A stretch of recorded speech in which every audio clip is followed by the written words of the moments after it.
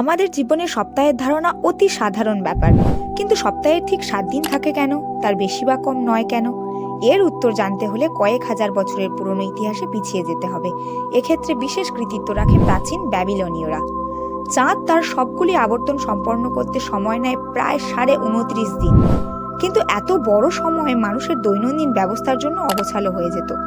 তাই তারা চাঁদের চক্রকে 28 দিনে নামিয়ে আনে এবং এটিকে 7 দিনের 4টি ভাগে বিভক্ত করে। তারা লক্ষ্য করেছিল প্রতি 7 দিন পর পর চাঁদের আকার এবং অবস্থানে উল্লেখযোগ্য পরিবর্তন দেখা যায়। এই 7 দিনের চক্র তাদের ক্যালেন্ডারের একটি গুরুত্বপূর্ণ অংশ হয়ে ওঠে।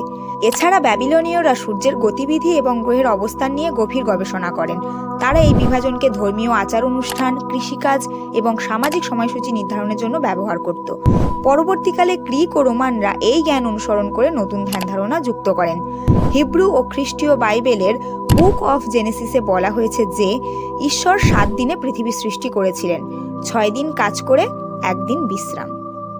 ইতিহাসের আরও অজানা তথ্যের গল্প জানতে আজই সাবস্ক্রাইব করুন আমাদের চ্যানেল কাল গল্প। অতীত আজ গল্পরূপে।